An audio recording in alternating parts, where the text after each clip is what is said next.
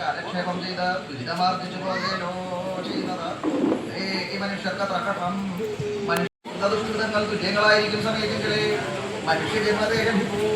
എന്ന ജന്മത്തെ ദൈവത്തെ അലംഘിച്ച പാർവക്ഷം വ്യർത്ഥമാക്കി കളയാതെ കണ്ട ഒരവസരം വരുന്ന സമയത്തെങ്കിൽ ഈശ്വര സേവ ചെയ്ത് ദുരിത നിവൃത്തി വരുത്തി വ്യതിവരുത്തിക്കൊള്ളുവാനായി കൊണ്ടുവേണമത്. എല്ലാ ജനങ്ങളും എല്ലാ സമയത്തെങ്കിലും പ്രയത്നം ചെയ്തു കൊള്ളുവാൻ ആയതാത്രേ ഇവിടെ ജന്മസാഫല്യമാകുന്നത്.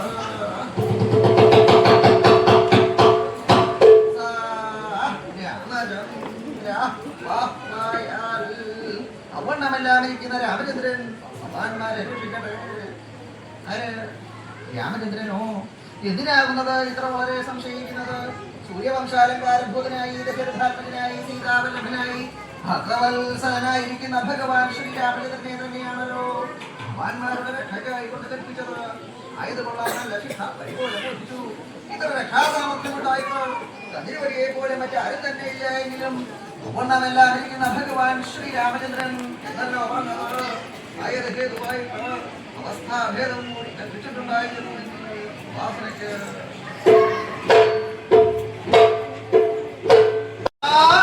ഈ ഹനുമാൻ രാവണനെ കണ്ടു.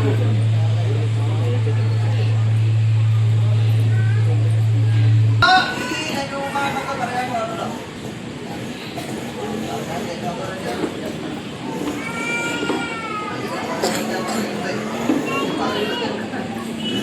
നല്ലോണം ചെറിയ പറഞ്ഞാൽ കേൾക്കണം. കേൾക്കാനുള്ളത് കേൾക്കാൻ പറ്റാത്ത മനസ്സിലാക്കിയിട്ടുണ്ട്.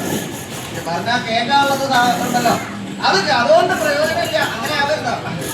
എങ്കിലും ശ്രദ്ധിച്ച് കേൾക്കാം. എന്താ അങ്ങനെ പറയാ? ആ ഹനുമാൻ എന്നാണോ പറയുന്നത്? ആ ഹനുമാൻ പറയാ. ഇനി അതല്ല ഈ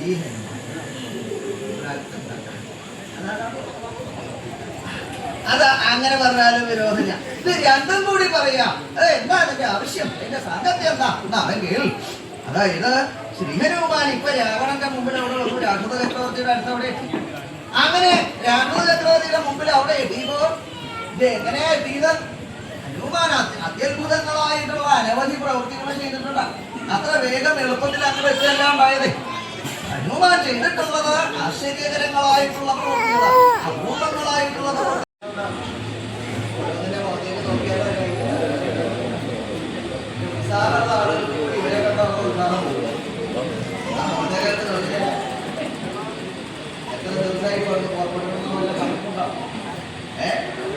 ഇതിനൊന്നും കണക്കില്ല. അല്ലാത്തതിനൊക്കെ കണക്ക് വെച്ചിട്ടുണ്ട്. കുറച്ച് ദിവസമായി നമ്മളോട് പുറപ്പെട്ടിട്ടല്ലേ? സുഗ്രീവൻ നമ്മളോട് പറഞ്ഞിട്ടുണ്ടായിരുന്നു സീതാന്വേഷണത്തിന്റെ ദിവസത്തിന് ശേഷിച്ചിട്ടുണ്ട്. എത്രയാ? 28 ദിവസം. ആ 28 ദിവസം അതിനുള്ള വിശ്വത നമ്മളും അതിന്റെ ഒപ്പം നടക്കും. ആ കുറെ കഴിഞ്ഞാൽ ആരെങ്കിലുമൊക്കെ നടക്കാൻ പറ്റണ്ടേ? അങ്ങനെയാണ്. ആ അന്വേഷണം ഇങ്ങനെ പോകും. അതല്ലല്ലോ ഇവിടെ അങ്ങനെയല്ല. ഈ അന്വേഷണം എന്ന് പറഞ്ഞാൽ അവർ പുറപ്പെട്ട് മേടിക്കാൻ പോകുന്ന അതെന്താ പറയണ്ട. ഇതൊക്കെ കുറെ ഒരു അനവധി ചക്രവർത്തി അവിടെ അന്വേഷണം കഴിയുന്നതാണ്. 28 ദിവസം ഒരാളോടാ പറയണ്ട. അത് കഴിയണേക്കാൻ പോകണം. സുഗ്രീവന്റെ കൽപ്പനയാണ്. അത് ലംഘിച്ചാ വൈകുന്നേ. അപ്പൊ 28 ദിവസം കടന്നോ തിരിച്ചാ വൈകുന്നേണ്ട. സുഗ്രീവൻ അതും കൂടി പറയുന്നുണ്ടായിട്ടുണ്ട്. ആ സുഗ്രീവന്റെ ശാസനയ്ക്ക് വിരുദ്ധമായിട്ട് ആരെങ്കിലും പ്രവർത്തിച്ചാൽ അവരെ ശിക്ഷിക്കും. മനസ്സിലായോ? അയ്യോ കേട്ടിട്ട് പേടിയോ? ബാലന്മാർക്ക് പേടിയുള്ള സമയം. കാരണം ശൂലത്തിന്റെ മുകളിൽ കയറാന്നൊക്കെ പറഞ്ഞാൽ മുകളിൽ കയറിയിട്ടില്ല എന്നുള്ളത് കണ്ടറിയാം. ഈ അവസാനമായപ്പോ ആ ശൂലത്തിന്റെ മുകളിലേക്ക് ആ കെട്ടി വെക്കാൻ പോകുന്നത്. അതതിന് ആലോചിച്ചപ്പോ അവര് പേടിക്കുന്നത് ഇറങ്ങി. എങ്ങനെയെങ്കിലും അതിന് രക്ഷപ്പെടണമല്ലോ. ഈ ശൂലത്തിന്റെ മുകളിൽ കയറാൻ പറഞ്ഞാൽ ഇപ്പൊ എങ്ങനെയാ കേട്ടിട്ടുണ്ടാവുക?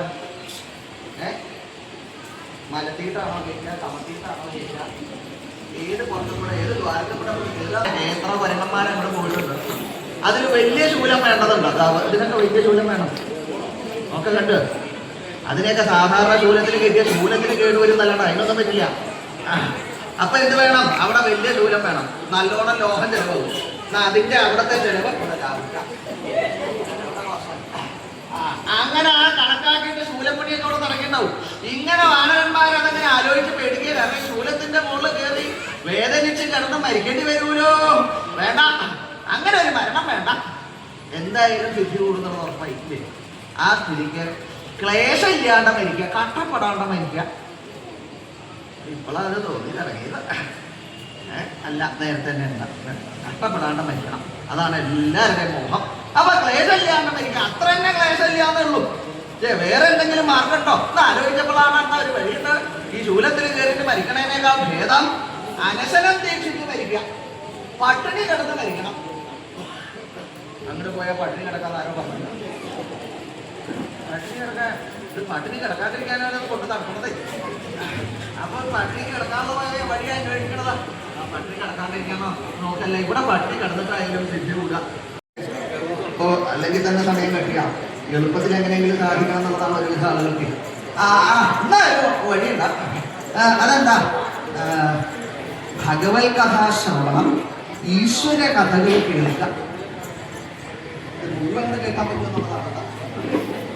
കേൾക്കേണ്ട പ്രായത്തിൽ കേൾക്കാൻ പുറപ്പെട്ടിട്ടില്ല.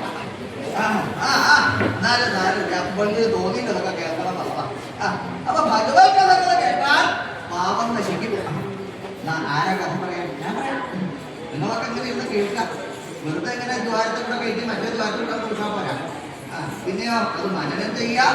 മനനം ചെയ്ത് അവിടെയൊക്കെ ശുദ്ധി വരുമ്പോഴാണ് പാപം ഉണ്ടാവുക. കഥ കേട്ടോളൂ എന്ന് പറഞ്ഞാൽ രാമവാൻ എല്ലാവർക്കും ഞാൻ ഭഗവത് കഥകൾ ഉപദേശിക്കാൻ പറയും.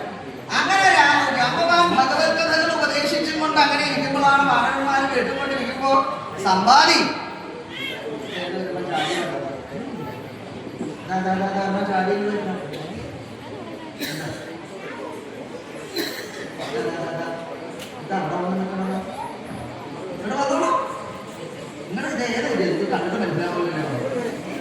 ഏത് ആകൃതി കണ്ടിട്ട് ഒരു പക്ഷിയുടെ ഛായ ഉണ്ടാകുന്ന ചിറവില്ല. സമ്പാദി അവിടെ വന്നപ്പോ സമ്പാദിയുടെ ചിറകിൽ എത്തിപ്പോയുള്ള ഇങ്ങനെ നടന്നു വരുന്നത്. അല്ലെങ്കിൽ സാധാരണ പക്ഷികളൊക്കെ പറഞ്ഞിട്ടാവില്ല, ഇത് നടന്നാ വരുന്നത്. അതെന്താ സമ്പാദി പറഞ്ഞാൽ സമ്പാദിക്ക് ഈ വാനരന്മാരെ അന്യം തിരിച്ചത് ഇതൊക്കെ ചത്തു കിട്ടിയാൽ പിന്നാലോ എന്ന് വിചാരിച്ചിട്ട് സന്തോഷമായിട്ട് ഇരിക്കുന്നു. അപ്പോഴാണ് അവർ എണ്ണീട്ടോ ഈശ്വര കഥകൾ പറയുന്നു. എന്നാൽ രാമായണം കഥ കേൾക്കണം എന്നാണ് മോഹം. വേഗം രാമവാൻ രാമായണം കഥ ഉപദേശിക്കാൻ തുടങ്ങി. എല്ലാ കഥകളെക്കാളും ശ്രേഷ്ഠം ആണ് രാമായണം. രാമായണം കഥ കേട്ടാൽ അതിന് ഫലം ഉണ്ടാവും. രാമായണം കഥ കേട്ടതോടുകൂടി സമ്പാദിയുടെ കഞ്ഞു പോയിട്ടുള്ള ചിറക് വീണ്ടും ഉണ്ടായി. അത്രയും പുണ്യം രാമായണത്തിന്. ആ ചിറകുണ്ടായത് മാത്രമല്ല, സമ്പാദി ആകാശത്തേക്ക് അതിവേഗത്തിന് പറഞ്ഞു. അങ്ങനെ പറഞ്ഞ സമയത്ത് സമ്പാദി സീതാദേവി ലങ്കയിലിരിക്കുന്നത് കണ്ട് ആ വൃത്താന്തം വാനരന്മാരെ അറിയിച്ചു. അപ്പൊ അറിയിട്ടാണ് കേട്ടപ്പോ അവർക്ക് സന്തോഷമായി. ഒരാൾക്കെങ്കിലും കഥ പറഞ്ഞു കൊടുത്തോണ്ട് പ്രയോജനം ഉണ്ടായില്ല. എന്താ അല്ലാണ്ട് വേറെ ഈ കഥ കേട്ടാൽ കഥ ഇല്ലാണ്ട് നടക്കുക. ഒരുവിധ ആളുകളുടെ മുഖത്തേക്ക് നോക്കിയാൽ അതിനൊന്നും ഒരു കഥയില്ല, മുമ്പിൽ ഒന്നും ഇങ്ങനെ ഇരിക്കണമെന്നുള്ളതേ ഉള്ളൂ. കഥയില്ലാത്ത പറഞ്ഞാൽ അധികം ഒന്ന് പറയും. എന്നാലും താരല്ല, പ്രയോജനം ഉണ്ടായില്ല. ആ സീതാദേവി ലങ്കയില് ഉണ്ടെന്ന് അറിഞ്ഞ സ്ഥിതിക്ക് എന്താ വേണ്ടേ? ദേവിയെ അവിടെ പോയി കാണണം. അപ്പൊ അവിടെ പോയി കാണണമെന്നുണ്ടെങ്കിലോ 100 യോജന സമുദ്രം ചാടി കാണണം. അതിനാർക്കാ പറ്റുക? നിൽക്കണതൊക്കെ കേവന്മാരാണ്, അവിടെ നിസാരക്കാരൊന്നുമല്ല. ഉണ്ട് ഇതിന്റെയൊക്കെ മുഖത്തേക്ക് നോക്കി ഏതെങ്കിലും ഒന്ന് കൊള്ളെത്താത്താന്ന് തോന്നണം. കട്ടിയായിട്ട് ആരുമില്ല. എത്ര പറ്റും? എത്ര പറ്റുന്ന എന്താണ് പറ്റുന്നത്? ഊണ് കഴിക്കണ കാര്യം എല്ലാവരും ചോദിച്ചത്. ചാട്ടം എത്ര പറ്റും? 100 യോജന ചാടാൻ ഇവിടെ നല്ല കാര്യത്തിലൊക്കെ കുറെ കഴിക്കുന്നതാണ്. ഇനി അതിനെ തന്നെ കഴിക്കുന്ന ചെറുപ്പായിട്ടുള്ളതൊന്നും ആരുമില്ലേ. ഞാൻ അന്വേഷിച്ച് വന്നപ്പോ 100 യോജന തയ്ക്കാൻ ആരുമില്ല. അപ്പോഴാണ് ഹനുമാൻ അവിടെ ഇങ്ങനെ നിന്നൊന്നും ഉണ്ടാകണം. എന്നെയാ വിഷയം. ഇതെന്താ ഈ മന്ദനായിട്ട് അവിടെ ഇങ്ങനെ പോയിരിക്കണത്? ആ മോതയ്ക്ക് നോക്കിയാൽ എന്താ ഹനുമാൻ? ഇവിടെ പല ആളുകളും പലതും പറഞ്ഞില്ലേ. ഒന്നിനും പറ്റാത്ത ആളുകളും കൂടി അഭിപ്രായം പറയും. പറ്റണ നീ എന്താ മിണ്ടാതിരിക്കണം. ഹനുമാന്റെ തന്റെ ശക്തി എത്രയെന്ന് അറിയാം. രാമവാന്റെ എന്തെങ്കിലും ഹനുമാനൊരു ശാപം ഉണ്ടായിട്ടുണ്ട്. ആ ശാപത്തിൽ നിന്ന് മുക്തി ഉണ്ടാവാൻ വേണ്ടി ഹനുമാന്റെ ജന്മകഥ എന്ന് പറഞ്ഞ് കേൾപ്പിച്ചു. ജന്മകഥ കേട്ടതോടുകൂടി ഹനുമാന്റെ ശാപം ഇല്ലാണ്ടായി എന്ന് മാത്രമല്ല, ഹനുമാൻ വർദ്ധിത പരാക്രമനായി തീർന്നു. മഹേന്ദ്ര പർവ്വതത്തിന്റെ മൂലക്കങ്ങോട്ട് കയറി. അത്രയും നേരം അടുത്ത് തലയും താഴ്ത്തിയിരുന്ന ഹനുമാൻ അവിടെ വിജൃംഭിച്ചവരെ എണീറ്റ് അവിടെ കിടന്ന മരക്കന്മാരൊന്നും ഞെട്ടി. എന്റെ മുഖത്തല്ല ഹനുമാൻ മഹേന്ദ്രപർവ്വതത്തിന്റെ മുകളിലേക്ക് കയറി കൊടുത്തു ഒരു ചാട്ടം. അതിവേഗത്തിൽ സമുദ്രം ചാടി കടന്നു പോവാം. അങ്ങനെ അതിവേഗത്തിൽ സമുദ്രം കൂടെ ചാടി പോകുമ്പോഴാണ് പല പ്രതിബന്ധങ്ങളുണ്ടായി. വൈനാകം പർവ്വതത്തെ മാറുകൊണ്ട് നീക്കിക്കളഞ്ഞു, സുരസയെ ജയിച്ചു, സിന്ധികയെ വധിച്ചു.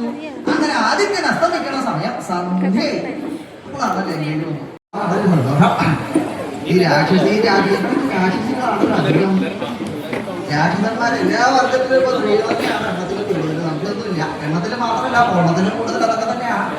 എണ്ണത്തിലും വണ്ണത്തിലും ഒക്കെ കെട്ട വരുന്നത് രാക്ഷസികളാമ്പ രാക്ഷസന്മാരുണ്ട്. ഇങ്ങനെ തിങ്ങി നടക്കുന്നുള്ളൊരു പ്രദേശം. ഹനുമാനാണ് ഒന്ന് ആലോചിച്ചു. ഇപ്പൊ ഇവരെന്നെ കാണണ്ട. എന്താ ഉണ്ടാവണം? എന്താ പറ്റിയ ഈ കൊരങ്ങന്മാരെ കണ്ടു ശീലമില്ലാത്ത ആളുകളാ. അപ്പൊ ഇവിടെ ഞാൻ ആദ്യമായിട്ട് തന്നെ വരുന്നത്. അപ്പൊ ആരെങ്കിലും ഒരാള് കണ്ടാൽ മതി. അതാ കൊരങ്ങൻ ഈ കൊരങ്ങനുണ്ട് എന്ന് ഏതെങ്കിലും വെച്ച് കാണിക്കുക. ഈ ആളുകൾ മുഴുവൻ എന്റെ പിന്നാലെ കൂടും. അതിനൊരു അവസരം ഉണ്ടാക്കരുത്. അപ്പൊ എന്ത് ചെയ്തു? ഹനുമാൻ അവിടെ മറന്നു നിന്നു. ജനസഞ്ചാരമൊക്കെ കഴിഞ്ഞു. വിജനായി ആരും ഇല്ലാത്ത അവസ്ഥ ഇപ്പോഴാണ്. ലങ്കയുടെ അകത്തേക്ക് കയറാൻ വേണ്ടി നേരെ ഗോപുരത്തിന്റെ മുമ്പില്, അവിടെ ഗോപുരത്തിന്റെ പടിക്കൽ അവിടെ എത്തി. ഗോപുരത്തിന്റെ പടിക്കൽ എത്തിയപ്പോ ആരും ഇല്ലാന്ന് വിചാരിച്ചു അവിടെ എത്തിയപ്പോ അവിടെ ഒരുത്തി അവിടെ എണീറ്റ് നിൽക്കണതാ. ഒരു പടുകൂറ്റത്തിയായിട്ട് ഒരു രാക്ഷസി. അമ്മ നോക്ക, ആ ഗോപുരത്തിന്റെ അത്ര തന്നെയുണ്ട് അവളും. അവളങ്ങനെ നിൽക്കണു. ആ ലങ്കാലക്ഷ്മി ലങ്കയുടെ കാമകാരിയാ. അവള് ഗോപുരം അടയ്ക്കാൻ പോവാണെന്ന് ഹനുമാന് മനസ്സിലായി. ഗോപുരം അടച്ചു കഴിഞ്ഞാൽ അതിൻ്റെ ഉള്ളിൽ കയറാൻ പറ്റില്ല. ഇവള് കാണാതെ കയറുകയും വേണം. അതിന് വല്ല മാർഗമുണ്ടോ? അങ്ങനെ നോക്കിയപ്പോഴാണ് അവളുടെ ഒരു മട്ട് കണ്ടപ്പോ കുറച്ച് ഊറ്റത്തെ പോലെയാണ്. അതെങ്ങനെയാ മനസ്സിലാവുക? ഈ ഊറ്റത്തെ ഉള്ളത് ഈ തലയിൽ തട്ടിയിരിക്കുന്നതൊന്നും ഊറ്റത്തെ ഉണ്ടാവില്ല. അത് നോക്കിയാൽ ഇതിൻ്റെയൊക്കെ തല എങ്ങനെ ഇതൊക്കെ വീഴാണ്ടിരിക്കാൻ താങ്ങി പിടിച്ചേക്കുക. അല്ലെങ്കിൽ ആ കൈയ്യൊക്കെ വിട്ട അപ്പൊ പോകും. അല്ലാത്തതൊക്കെ ഉണ്ട് ചിലതൊക്കെ ഇങ്ങനെ നോക്കുള്ളൂ. ചോട്ടിലേക്ക് തിട്ടി പോവില്ല. ഇനി അങ്ങനെയല്ല ചിലതൊക്കെ ഉണ്ട്. ആളുകളൊക്കെ അല്ല ഉടുത്തതൊക്കെ കഴിഞ്ഞു പോയി അവരറിയില്ല. അവർ നടന്നങ്ങോട്ട് പോകും. കാരണം കീഴ്പോട്ട് നോക്കിയാലേ അറിയുള്ളൂ. അങ്ങനെയുള്ള ആളുകളൊക്കെ ഉണ്ട്. അതൊക്കെ ഈ കുറച്ച് ഊറ്റത്തെങ്ങനെ നമ്മൾ ആ സ്ഥാനമൊക്കെ കിട്ടി കഴിഞ്ഞാൽ പിന്നെ മേപ്പട്ടേക്കാന്ന് ഉള്ളൂ. ആ ഹനുമാൻ ആലോചിച്ചു, എന്നാ ഇവളുടെ വീട്ടിൽ പെടാണ്ടിരിക്കണമെങ്കിൽ കാലിന്റെ ചോട്ടി കൂടെ പോയാൽ ഇവിടെ കീഴ്പോട്ട് നോക്കിയിട്ടല്ലോ. വേറെ എന്ത് ചെയ്തു? ശരീരം എനിക്ക് ചെറുതാക്കി ഒരു പൂച്ചക്കുട്ടിയുടെ അത്രയും അത് വേഗത്തിൽ ആ ലങ്കാലക്ഷ്മിയുടെ കാൽ ചോട്ടി കൊണ്ട് ഓടി എന്നിട്ട് ചെന്നു. കാലിന്റെ ചോട്ടിന് അവിടെ ഇവിടെ എത്തിയപ്പോഴാണ് ഇവിടെ എന്തോ ഒരു ദൈവാധീനം അവളെ ഇവിടെ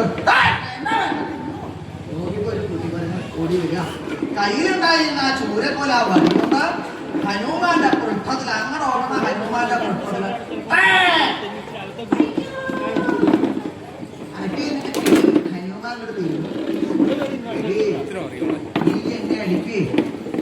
സ്ത്രീകൾക്കൊരു വികാരമുണ്ട ആരെ എന്തു ആവാന്നുള്ളത്.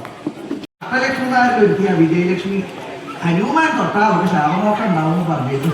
ആ വിജയലക്ഷ്മി ശാപമോക്ഷം കിട്ടി. ലങ്കയിൽ നിന്ന് സ്വർഗത്തിലേക്ക് അങ്ങോട്ട് പോന്നു. അത് സന്തോഷമായി. അനവധി കാലമായിട്ട് അവിടെ ഇങ്ങനെ കാവലിൽ നിൽക്കുക. നമുക്ക് മോക്ഷം കിട്ടി. അവിടെ പോയി കോടേക്കാ മുമ്പേ ഹനുമാനോട് പറഞ്ഞു, ഒരു കാര്യം മനസ്സിലെത്തണം. ഇപ്പൊ ഈ പ്രധാന വഴിയും കൂടെ കയറാനല്ലേ വന്നത്. അത് വേണ്ടാന്ന് വയ്ക്കാം. എന്താ കാര്യം? ഞാൻ ശത്രുഭവനത്തിലേക്ക് കയറേണ്ടത് പ്രധാന വഴി കൂടെ അല്ല. പ്രധാന വഴി കൂടെ ആരൊക്കെ കയറണോ ആ ഉടമസ്ഥന് അത്ര ഐശ്വര്യം ഉണ്ടാവുന്നതാണ് ശാസ്ത്രം. ഇപ്പൊ മനസ്സിലാവണോ പറയുന്നത്? ശത്രുവിന് ഐശ്വര്യം ഉണ്ടാവണമെന്ന് എപ്പോഴെങ്കിലും തോന്നിയിട്ടുണ്ടോ? എനിക്ക് മാത്രം ഐശ്വര്യം ഉണ്ടാവണമെന്ന് ഞാൻ വിചാരിച്ചിട്ടുള്ളൂ. വേറെ ഒരാൾക്ക് ഐശ്വര്യം എന്നാലും നാളെ മുതൽക്ക് എത്ര ഭവനത്തിൽ പോകണം, ഇറങ്ങാൻ പ്രഭാതത്തിൽ തന്നെ തുടങ്ങണം. ഇഷ്ടമില്ലാത്ത ആളുകളുടെയൊക്കെ ഭവനത്തിൽ അപ്രധാനമായിട്ടുള്ള വഴികളാണ്. അപ്പൊ അവൻ മുടിയും ഹനുമാൻ എന്ത് ചെയ്തു? ലങ്കയുടെ മതില് ചാടി അങ്ങോട്ട് കടന്നു. ലങ്കയുടെ മതില് ചാടി അങ്ങോട്ട് കടന്നപ്പോഴോ ഹനുമാൻ ഇടതുകാല് കുത്തിയിട്ടാ കയറിയില്ല. അതെന്തിനാണെന്ന് അറിയില്ലേ? ഇവിടെ ഏതാ കുത്തേണ്ടതെന്ന് സംശയമുണ്ട്. ഇടത് വേണോ വലത് വേണോ എന്നൊക്കെ സംശയമുണ്ടല്ലോ. ഇടത് കുത്തിയാലാണോ മുടിയ, വലത് കുത്തിയാലാണോ മുടിയ? അതായത് മുടിഞ്ഞത് മുടിഞ്ഞിട്ട് രണ്ടാമത് കുത്തിയാലൊന്നുമില്ല. എന്തായാലും ആ ഇടതുകാല് കുത്തിയിട്ടാണ് അകത്തേക്ക് അങ്ങോട്ട് കയറി പല ദിക്കിലും ദേവി അന്വേഷിച്ച് സഞ്ചരിച്ചു. സഞ്ചരിച്ച് അവസാനം ശിംശഭാവൃക്ഷത്തിന്റെ പോയിട്ട് ദേവിയെ കണ്ട് സീതാദേവിയെ കണ്ട ദേവിയുടെ അടുത്ത് ചെന്നു. ആദ്യം ആ ഭഗവാൻ നിർണയിച്ചിട്ടുള്ള ആ അങ്കുലിയെ മോതിരം അങ്ങനെ കാട്ടിക്കൊടുത്തപ്പോഴാണ് ദേവിക്ക് വിശ്വാസം അടയാളമാക്കും പറഞ്ഞു. ദേവിക്ക് സന്തോഷമായി, സമാധാനിപ്പിച്ച് ദേവി കൊടുത്തിട്ടുള്ള പ്രഖ്യാപിക്കാനായിട്ടുള്ള ചൂടാരത്നം വാങ്ങി ദേവിയെ പ്രദക്ഷിണം ചെയ്ത് നമസ്കരിച്ച് ഹനുമാൻ സന്തോഷമായിട്ട് പുറപ്പെട്ടു. എത്രയും വേഗം ഭഗവാന്റെ അടുത്ത് ചെല്ലണം. ചെന്നാൽ ഞാൻ സീതാദേവിയെ കണ്ടു എന്നുള്ളത് അവിടെ അറിയിക്കണം. അതിനാണ് വേഗം പുറപ്പെടുന്നത്. പക്ഷേ കുറച്ചു വഴി നടന്നപ്പോ ഹനുമാന് തോന്നി, പോവാൻ പറ്റേ, ഞാൻ ഈ വിളിച്ചാവുന്ന സമയത്താണ് ഇവിടെ വന്നത്. രാത്രി നല്ല രാത്രി കഴിക്കുന്നു. ഇപ്പൊ എല്ലാവരും ഉറങ്ങാം. ഈ ഉറങ്ങണ സമയത്ത് ഞാൻ നമ്മുടെ ആരും അറിഞ്ഞിട്ടുണ്ടാവില്ല. പക്ഷെ നാളെ വിളിച്ചാവുമ്പോൾ അവരിങ്ങനെ പുറത്തിറങ്ങി നടക്കും. അങ്ങനെ നടക്കുമ്പോ ഇവിടെ എന്ത് കാണണ്ടല്ലോ പതിവില്ലാണ്ട് നോക്കാം. ഇവിടെ എന്നെ കീഴ്പ്പെട്ട് നോക്കാം. കണ്ടോ ഒരു കാലടി കാണാണ്ട. ഈ വയറുള്ള ആളുകളോട് കീഴ്പ്പെട്ട് നോക്കാൻ പറഞ്ഞാൽ കാണാൻ ഇത്തിരി വെണ്ണ. ആ നോക്കാം, ഇവിടെ നോക്കാം. അതല്ലോ അവിടെ കണ്ട ദൈവത്തിന്റെ കാര്യം പരിചയണ്ടോ? ഏതോ ഒരു ജന്തുക്കളെ അതാണ് ആദ്യം. ഈ ജന്തുക്കളിലേക്ക് ഒപ്പം നടക്കുന്ന ആളുകൾക്ക് ഇത് അറിയുള്ളൂ. എങ്ങനെയാ ഇവിടെ കുറെ ജന്തുക്കളോടൊക്കെ പറ്റിയില്ലേ? ഇവിടെ നോക്കാം. ജന്തുന്റെ കാര്യം അവിടെ നോക്കിയാൽ ചിലപ്പോൾ വേഗം മനസ്സിലാവണമെന്നില്ല. അങ്ങനെ മനസ്സിലാവേണ്ട വരുമ്പോഴാണ് എന്നാ ആരോടാ ചോദിക്കാം. ഇതൊക്കെ ചെറുപ്പമാണ്. ഇതൊക്കെ ചെറുപ്പമാണെന്ന് എനിക്ക് തോന്നുന്നുണ്ടോ? അവരിങ്ങനെ തേച്ച് നടക്കുന്നതാണ് ചെറുപ്പമാവാൻ വേണ്ടിയിട്ടാണ്. അങ്ങനെ ചെറുപ്പമൊന്നുമല്ല. ഈ വയസ്സാണോ എന്ന് ചോദിച്ചാൽ അവർ പെട്ടെന്ന് അവിടെ ചെയ്യും. എന്നാ അവിടെ ചോദിക്കണ്ട. കണ്ടാ വയസ്സായി എന്ന് തോന്നുന്ന ഏതെങ്കിലും ഒരെണ്ണം ഈ വയസ്സായിട്ടുള്ള ആളുകൾക്കാണ് ഇത്. വൃദ്ധന്മാർക്കൊക്കെയാണ് ഞാൻ ഇല്ലാവ. ഇവിടെ വൃദ്ധനില്ലെന്നാ തോന്നുന്നത്. വൃദ്ധന്മാരൊന്നുമില്ല. ആ ഇത് അവിടെ രണ്ടെണ്ണത്തിനെ അടുക്കി വെച്ചിട്ടല്ലോ. ഇതിന്റെ വായുടെ ഉള്ളിൽ തോന്നുന്നു. ഇതിലിപ്പോ ഏതാ വേണ്ടത്? എനിക്ക് തോന്നുന്നത് ആ വായുടെ ഉള്ളിൽ പോയതാ നല്ലതെന്നാ തോന്നുന്നു. ആരോ മറന്നു വെച്ച് പോയതാ. അങ്ങനെയാണ് ഈ വൃദ്ധന്മാരെയൊക്കെ ഇവിടെ കൊണ്ടുവരും. കൊണ്ടുവന്ന് ഇവിടെ വെക്കും. വെച്ച് അവനവന്റെ ഭവനത്തിൽ ചെല്ലുമ്പോഴാ നിങ്ങൾ എടുക്കാൻ പറഞ്ഞു. ആഹാ പിന്നെ വന്നെടുക്കും. അങ്ങനെയൊക്കെയാണ് പറ്റുക. അതായത് അങ്ങനെ വെച്ച് തന്നാ തോന്നുന്നില്ല. വേഗം വൃദ്ധനിരിക്കുന്ന ദിക്കിലേക്ക് ചെല്ലും. വൃദ്ധ അപ്പൊ അവരെ കാണുമ്പോ ആയാ എന്താ കൂട്ടി ഇങ്ങോട്ട് പാടുന്നത്? ഞങ്ങൾ ഉദ്യാനത്തിൽ നിന്ന് വരിക. എന്താ ഉദ്യാനത്തിൽ അവിടെ എന്താ? അവിടെ ഒരു കാലടി പതിഞ്ഞുണ്ട്. അത് എന്തിൻ്റെയാന്ന് ഞങ്ങൾക്ക് നോക്കിയാൽ മനസ്സിലാവുന്നില്ല. ഒന്ന് വന്ന് നോക്കിയിട്ട് പറഞ്ഞേക്കണം. എനിക്ക് അങ്ങോട്ട് പടാനൊക്കെ നല്ല കഴിവുണ്ടാക്കണം. അങ്ങോട്ട് പടാൻ പറ്റില്ല. കാലടി എടുത്ത് കൊണ്ടുവരാൻ പറ്റില്ല. നല്ല പതിഞ്ഞേക്കണം. അത് അവിടെ വന്ന് നോക്കണം. എന്നാ അത് കാര്യം തരിക. എന്നെ എടുത്ത് കൊണ്ടുപോകണം.